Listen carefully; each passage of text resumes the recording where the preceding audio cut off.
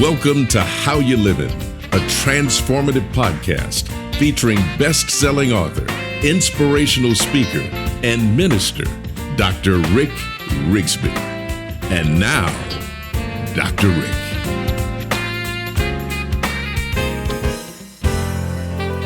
Hello, friends. Thanks so much for listening. As we begin this new year, 2025, I could not think of a better subject to discuss than the greatest lesson I have ever learned in my entire life.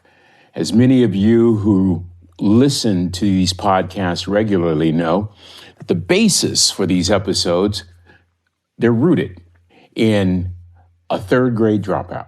The wisest man I ever met in my life, my father, Roger Rigsby. He taught me a lot of lessons. He taught me to not judge people. He taught me that it is more profitable to be an hour early than a minute late, that I'm to be kind to people. I can hear him saying, son, kind deeds are never lost. He told me to make sure that my servant's towel is bigger than my ego, and that if I'm going to do a job, I ought to do it the correct way. I ought to do it the right way. I can hear him saying, son, how you do anything is how you do everything, that it's never wrong to do the right thing, that good enough isn't good enough if it can be better, and better isn't good enough if it can be best. Those were great lessons, but the greatest, the absolute greatest lesson he would teach me on the worst day of my life. And I think this is a great reminder for all of us to simply and unequivocally keep standing, to not quit, to not give up, but to just stand. Just a bit of background. It was in 1974 that I met Trina Williams, a nursing student at California State University, Chico. That's where I went to college in Northern California. To save several paragraphs, let me just say that somehow I had a great day and swept her off her feet. 4 years later, we're standing at the altar about to be married. We would have a couple of children, 2 little boys, Jeremiah and Andrew. Trina was a labor and delivery nurse at a nearby hospital. I was on my first step toward being a network television correspondent. I was a television reporter at Channel 12 in Chico, California, KHSL TV. Our lives resembled a fairy tale. Can you imagine? She's a nurse. I'm a TV reporter. 2 great children. Life is great. We're living in Northern California. We're just a couple of hours from Mount Shasta, a couple of hours from Mount Lassen, a couple of hours from the Pacific Ocean. We're at the foot of the Sierra Nevada mountain range. We're just a couple of hours from skiing Lake Tahoe. We literally had the world at our fingers until the day that Trina found a lump in her left breast. She was diagnosed with breast cancer, and 6 years later, me and my 2 little boys were standing in front of Mama's casket. That was nearly 30 years ago, and at age 40, my world would never be the same. The world of my 2 sons would never be the same.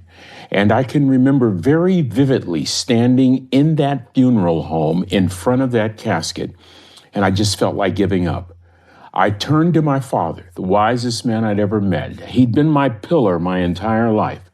And I don't know what I was expecting, but what he shared with me would forever change my life. I simply turned to him and I said, Dad, I've lost hope. And my dad said, son, you can't lose something God gave you. You haven't lost hope. You've lost perspective. Now, son, just stand. Just stand. I never would have thought that a short time later, I would start going all over the world, encouraging people from every walk of life to keep standing. I never imagined in my wildest dreams that I would find love again.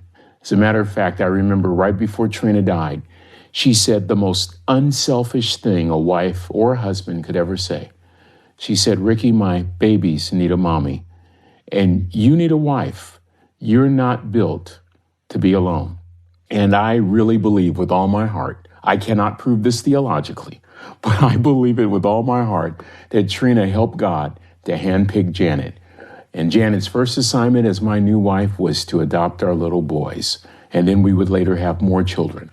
But all of that began in front of a casket when a 3rd grade dropout daddy challenged me the way that I had never been challenged before. You see, I wanted to quit. I wonder who I'm talking to right now. I wanted to give up. I wanted to throw in the towel. All I could see in front of me was loss, devastation, despair, discouragement, disappointment. Am I talking to anybody out there? Let me encourage you with this simple bit of advice. If all you see is what you see, you don't see all there is that needs to be seen. So sometimes we don't need anything earth-shattering. We just need a slight adjustment to change our perspective, to change our perception of things, because it's our perception that literally informs our reality. My father simply stated, son, you can't lose something God gave you. You haven't lost hope. You've simply lost your perspective. In other words, if you can keep standing, son, if you can keep standing, friend, you'll regain perspective. You know what I discovered over the years? That as long as you have breath in your body, you've got hope. Man, I hope that encourages someone. As long as you're breathing, you still have hope. Might not feel like you have hope. I get it. You might not think you have hope. I get it.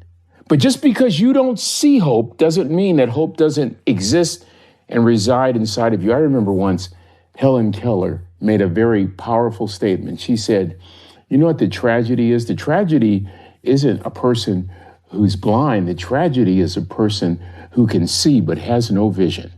If all you see is what you see, you don't see all there is that needs to be seen. So the greatest lesson that I was taught on the worst day of my life was to keep standing, to just stand. The greatest lesson. May I encourage you as we begin 2025 to keep standing regardless of how you feel and despite what you see. I want you to keep standing. Friends, I happen to be recording this podcast during the week that we celebrate the birthday of civil rights icon Martin Luther King Jr. His life, his public life, from age 26 in Montgomery, Alabama, to the day he died, April 4th, 1968, shortly after 6 o'clock as he stood on the balcony of the Lorraine Hotel, Memphis, Tennessee. His entire adult life can be summed up in one word: stand. And by standing, that one man encouraged many to stand for the fight for civil rights. You see, friends, standing is birthed out of a conviction that cannot be purchased, cannot be rented, cannot be bartered. Often that conviction is produced by an exigence. What is an exigence? I'm glad you asked. An exigence is an imperfection marked by urgency. So racism, an exigence. Sexism, an exigence. Mental illness, an exigence. Once again, an exigence, an imperfection marked by an urgency. The exigence can be personal, it can be corporate, it can be societal in the case of Martin King and what he was facing. My dear, dear friend and spiritual father, Bishop Joseph Garlington, has often said that leaders are cornered.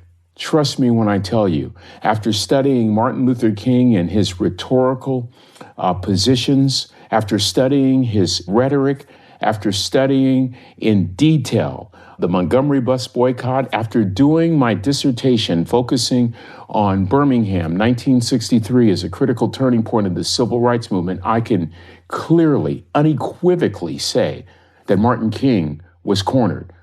Great leaders aren't just born. Often they're responding to an exigence. They're cornered. I want to talk a little bit as we not only initiate the beginning of the new year, as we not only celebrate the birthday of Martin King, but perhaps even as a tribute to Black History Month that really doesn't celebrate just Black history. It celebrates all those interested in the progression of democracy. I want to talk a little bit about how Martin King stood and how the power of standing will so encourage so many others around you to stand. That's right. Standing, simply standing. It's provocative. It's contagious. It is influential. One man standing transformed the United States of America and maintains his place in the world.